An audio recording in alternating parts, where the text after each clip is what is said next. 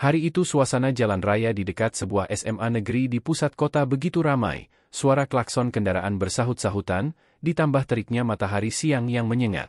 Seorang siswa bernama Raka, masih mengenakan seragam putih abu-abu lengkap dengan dasi longgarnya, melajukan sepeda motor tuanya dengan hati-hati. Motor itu bukan motor mewah, melainkan motor lawas peninggalan kakeknya yang ia rawat dengan penuh kesabaran. Bagi Raka, motor itu punya nilai sejarah dan emosional yang tinggi, sebab motor itu adalah satu-satunya harta berharga yang tersisa setelah sang ibu meninggal. Namun tanpa diduga, saat ia berhenti di lampu merah, tiba-tiba beberapa polisi menghentikan laju motornya. "Hei kamu! Pinggirkan motor itu sekarang juga!" teriak salah satu polisi dengan nada kasar.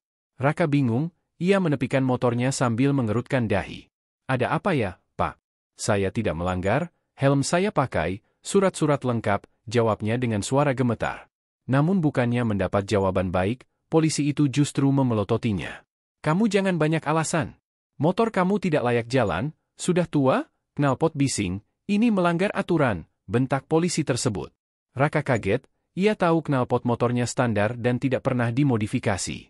Ia mencoba menjelaskan dengan sopan, "Tapi Pak, knalpot ini bawaan pabrik, suaranya memang agak keras karena mesin tua, tapi tidak pernah saya ubah. Kalau ada salah, saya siap ditilang sesuai aturan." Sayangnya, perkataannya justru memicu emosi. Polisi itu menoleh ke rekannya lalu berkata dengan sombong, "Daripada ribut, kita beri pelajaran saja anak ini, biar tahu rasa. Anak sekolah sekarang terlalu berani." Raka semakin panik. Ia melihat polisi itu mengambil bensin dari botol kecil yang biasa digunakan untuk barang bukti, lalu tanpa banyak bicara, menyiramkannya ke motor tua milik Raka. "Pak, jangan! Tolong jangan! Itu motor kenangan saya, satu-satunya yang saya punya," teriak Raka dengan suara parau sambil memeluk motornya. Namun, api sudah disulut, percikan kecil dari korek api polisi itu menyambar bensin dan seketika motor kesayangan Raka dilalap api di depan mata. Orang-orang yang menyaksikan di sekitar lokasi kaget dan mulai merekam kejadian itu dengan ponsel mereka. "Ya Allah, motor anak itu dibakar polisi," teriak seorang ibu-ibu yang kebetulan lewat. Raka hanya bisa menjerit histeris, air matanya jatuh tak terbendung. Api menjilat ket motor, suara meletup kecil terdengar dari tangki bensin, dan hanya dalam hitungan menit, motor itu tinggal rangka. Raka terduduk lemas di aspal, wajahnya pucat pasi, tangannya bergetar, dan ia hampir pingsan karena syok. Polisi itu masih berdiri dengan wajah angkuh, seolah merasa berkuasa. "Lain kali jangan melawan petugas? Kamu pikir anak sekolah boleh seenaknya di jalan?" katanya sambil menunjuk wajah Raka. Namun ternyata apa yang ia lakukan menjadi bumerang. Kerumunan massa semakin banyak, mereka marah, beberapa berteriak lantang, "Polisi macam apa itu? Seenaknya bakar motor anak sekolah. Ini harus diviralkan. Biar semua tahu kelakuan mereka." Serentak, ponsel-ponsel merekam dari berbagai sudut, beberapa sudah menyiarkan langsung di media sosial. Dalam sekejap, video motor Raka yang dibakar itu tersebar luas, muncul di berbagai platform dengan judul berbeda-beda, "Polisi bakar motor siswa di tengah jalan," "Anak sekolah jadi korban arogansi oknum polisi," hingga "Tangis histeris siswa saat motornya dibakar." Ribuan komentar bermunculan, netizen marah besar, ada yang menyumpahi, ada yang menuntut keadilan. Namun puncak dari semuanya adalah fakta yang belum diketahui siapapun, termasuk polisi yang membakar motor itu. Raka ternyata bukan siswa biasa. Ia adalah anak presiden yang sedang bersekolah tanpa pengawalan, demi merasakan hidup normal layaknya pelajar lain. Malam itu, di ruang keluarga istana, presiden yang juga ayah Raka melihat berita viral tersebut. Wajahnya berubah tegang, tangan mengepal, matanya memerah menahan emosi. Ia tidak terima anaknya diperlakukan seperti itu. "Siapa polisi itu? Siapa yang berani menyakiti anakku di depan umum seperti binatang?" katanya dengan suara dalam, penuh amarah namun tetap terkendali. Pihak keamanan kepresidenan langsung bergerak cepat, melakukan penelusuran, mencari identitas polisi arogan tersebut, dan menghubungi Kapolri untuk meminta penjelasan. Sementara itu, di kamar kecilnya, Raka masih menangis, matanya bengkak, hatinya hancur bukan karena status ayahnya, tapi karena kehilangan satu-satunya benda yang ia anggap sebagai pengingat ibunya. Ia berbisik lirih, "Bu, maafkan aku. Aku tidak bisa menjaga motor peninggalanmu." Tangisan itu direkam dalam hati banyak orang yang menyaksikan videonya, membuat warganet semakin marah dan iba. Gelombang protes semakin membesar, demonstrasi mulai direncanakan, dan esok hari nama polisi itu akan jadi sorotan nasional. Sebuah peristiwa yang tak hanya menguji kesabaran Raka, tapi juga membuka tabir arogansi aparat yang selama ini ditutup-tutupi. Setelah kejadian pembakaran motor yang dilakukan oknum polisi itu, suasana semakin memanas di sekitar lokasi. Siswa bernama Arya yang sebenarnya hanya seorang anak SMA biasa kini mendadak menjadi pusat perhatian.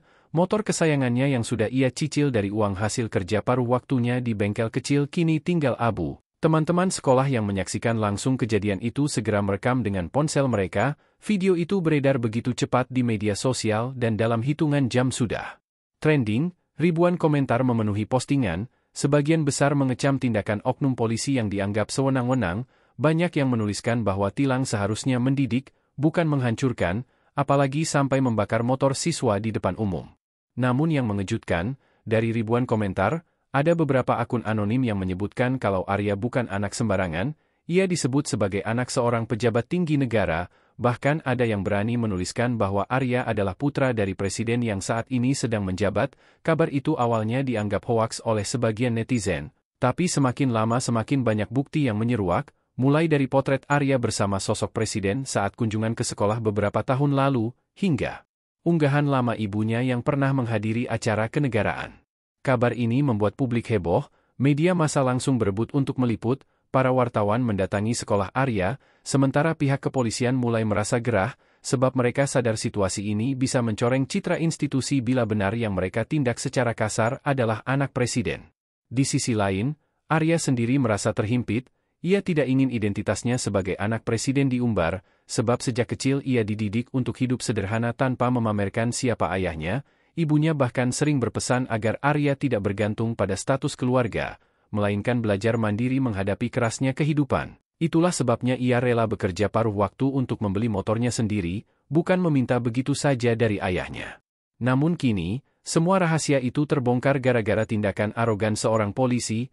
Arya pulang ke rumah dengan hati remuk. Sesampainya di halaman rumah, ia melihat ibunya menangis melihat kondisi anaknya yang syok. Sementara berita tentang dirinya sudah ramai di televisi, ibunya berusaha menenangkan Arya agar tetap kuat, sementara sang presiden, ayahnya, sedang berada di luar negeri menghadiri konferensi penting. Ia hanya bisa berkomunikasi lewat telepon. Suara ayahnya terdengar berat penuh. Amarah, sabar ya nak, ayah sudah dengar semuanya, percayalah masalah ini akan segera ayah selesaikan, mereka harus bertanggung jawab, kata sang presiden, membuat Arya terdiam. Sementara itu, institusi kepolisian mulai panik. Berita ini sudah sampai ke telinga Kapolri. Rapat darurat segera digelar. Nama oknum polisi yang melakukan pembakaran, yakni Bribka Surya, langsung menjadi sorotan. Ia dipanggil untuk dimintai keterangan. Wajahnya pucat pasi. Ia tak menyangka bahwa siswa yang ia perlakukan semena-mena ternyata anak orang nomor satu di negeri ini. Ia berusaha berdalih bahwa tindakannya hanya spontan karena kesal melihat motor Arya yang dianggap melanggar aturan.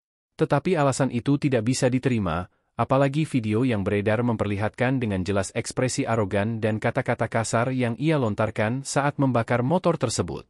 Atasan Surya pun tak bisa berbuat banyak, karena tekanan publik dan media begitu besar, ditambah lagi tekanan politik karena melibatkan keluarga presiden. Di sekolah, Arya mulai mendapat perlakuan berbeda. Teman-teman yang dulu hanya mengenalnya sebagai siswa biasa kini mendekatinya dengan sikap penuh hormat, bahkan beberapa guru yang biasanya tegas mendadak jadi lunak padanya. Semua itu membuat Arya merasa tidak nyaman. Ia ingin tetap dianggap sama seperti sebelumnya, bukan karena status ayahnya, tetapi karena dirinya sendiri. Arya curhat kepada sahabat dekatnya, Bagas, yang dari awal mengetahui identitasnya namun selalu menjaga rahasia. Bagas mencoba menenangkan Arya, kamu harus kuat. Jangan takut, justru sekarang kamu punya kesempatan untuk menunjukkan kebenaran, biar semua orang tahu bahwa hukum tidak boleh dipermainkan, bahkan terhadap rakyat kecil sekalipun, kata Bagas sambil menepuk pundak Arya. Kata-kata itu menyadarkan Arya bahwa kejadian ini bukan sekadar tentang dirinya, melainkan tentang keadilan bagi semua orang yang pernah mengalami perlakuan semena-mena serupa. Kabar semakin meluas, beberapa aktivis mahasiswa turun ke jalan menuntut reformasi di tubuh kepolisian. Mereka membawa spanduk bertuliskan, hukum untuk rakyat, bukan arogansi kekuasaan. Video aksi mereka viral dan mendapat dukungan besar dari masyarakat. Kondisi ini membuat pihak kepolisian semakin tertekan. Mereka takut kepercayaan publik semakin jatuh, sementara di dalam hati Surya mulai dihantui rasa takut. Setiap malam ia tidak bisa tidur, bayangan wajah Arya terus menghantui, ia menyesal. Tetapi penyesalan itu terlambat, karena kini nasibnya ada di ujung tanduk. Ia tahu karirnya sebagai polisi bisa hancur seketika, bahkan bukan tidak mungkin ia akan dipenjara. Sementara itu, keluarga presiden mulai dipenuhi wartawan, halaman rumah dijaga ketat oleh pas pampres.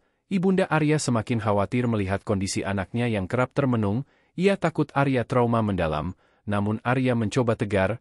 Ia berjanji pada dirinya sendiri bahwa kejadian ini akan menjadi pelajaran berharga. Ia tidak ingin membiarkan dirinya lemah hanya karena kehilangan motor. Ia ingin berdiri tegak menghadapi kenyataan, walaupun hatinya terluka. Puncaknya, beberapa hari kemudian, Presiden akhirnya kembali dari luar negeri. Begitu turun dari pesawat, ia langsung disambut oleh wartawan yang menanyakan tanggapannya tentang kasus yang menimpa anaknya. Dengan tegas Presiden menjawab, "Saya datang bukan sebagai presiden, tapi sebagai seorang ayah. Saya menuntut keadilan untuk anak saya, tapi yang lebih penting, saya menuntut keadilan untuk seluruh rakyat Indonesia yang pernah diperlakukan tidak adil oleh aparat, karena tidak boleh ada lagi hukum yang tajam ke bawah tapi tumpul ke atas." Ucapan itu langsung menggema di seluruh media, membuat rakyat bersorak mendukung, sementara pihak kepolisian semakin merasa gentar menghadapi badai yang kian besar. Di tengah hiruk-pikuk pemberitaan yang makin meluas, nama Raka bukan lagi sekadar seorang siswa biasa, melainkan sosok yang tiba-tiba menjadi simbol perlawanan terhadap kesewenang-wenangan oknum aparat. Media internasional mulai memberitakan insiden itu, menyorot bagaimana seorang siswa ditindas hanya karena dianggap tidak berdaya. Video rekaman pembakaran motor Raka terus diputar di televisi, media sosial, hingga jadi bahan diskusi di kalangan politikus. Bahkan, ada beberapa pejabat yang mencoba menutup kasus itu dengan alasan menjaga nama baik institusi. Namun suara rakyat yang begitu besar sudah tak bisa dibendung. Demonstrasi di berbagai kota menggema, mahasiswa turun ke jalan membawa poster bertuliskan, "Hukum harus adil, rakyat tidak takut," dan "Jangan aniaya kami." Sementara itu, kondisi hati Pak Presiden yang tak lain adalah ayah Raka benar-benar diliputi perasaan campur aduk.